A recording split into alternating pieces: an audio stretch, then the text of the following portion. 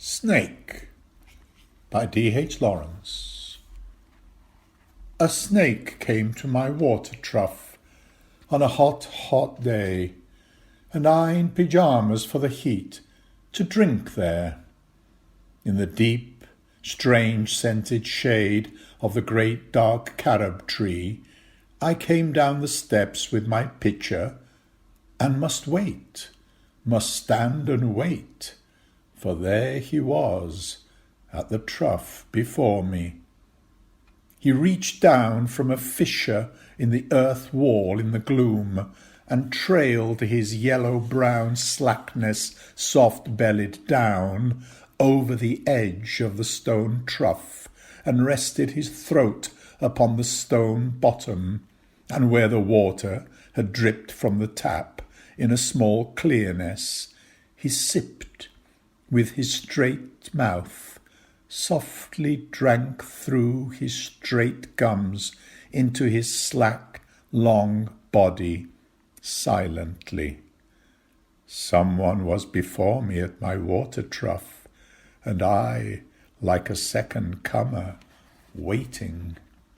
He lifted his head from his drinking, as cattle do, and looked at me vaguely, as drinking cattle do, and flickered his two-forked tongue from his lips, and mused a moment, and stooped and drank a little more, being earth brown, earth golden, from the burning bowels of the earth on the day of Sicilian July, with Etna smoking.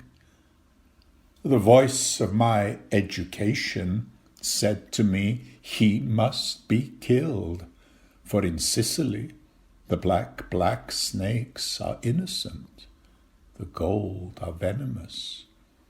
And voices in me said, if you were a man, you would take a stick and break him now, and finish him off.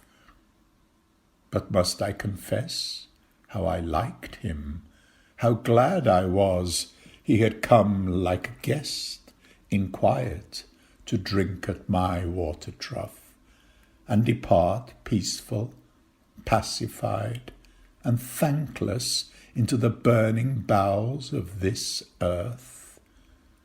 Was it cowardice, that I dared not kill him? Was it perversity, that I longed to talk to him? Was it humility, to feel so honoured? I felt so honoured. And yet those voices, if you were not afraid, you would kill him. And truly I was afraid. I was most afraid. But even so, honoured still more that he should seek my hospitality from out the dark door of the secret earth. He drank enough, and lifted his head dreamily, as one who has drunken, and flickered his tongue like a forked knight on the air, so black, seeming to lick his lips, and looking around like a god, unseeing into the air, and slowly turned his head, and slowly, very slowly, as if thrice a dream, proceeded to draw his slow length curving round, and climb again the broken bank of my wall face.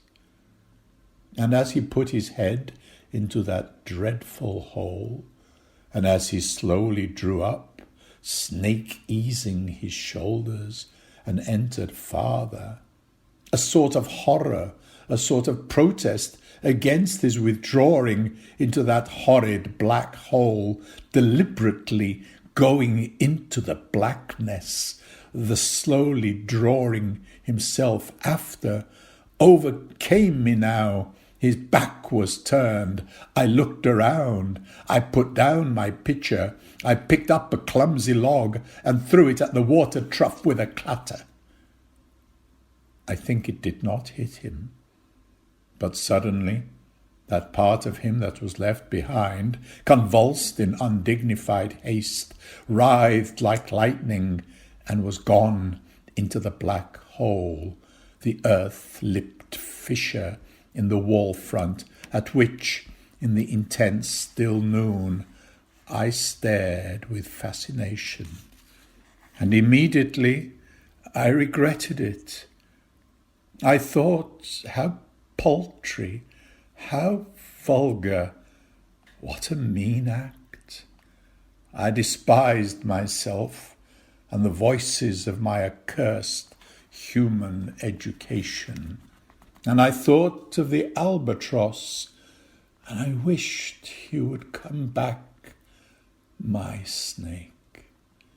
For he seemed to me again like a king in exile, uncrowned in the underworld, now due to be crowned again. And so I missed my chance with one of the lords of life, and I have something to expiate, a pettiness.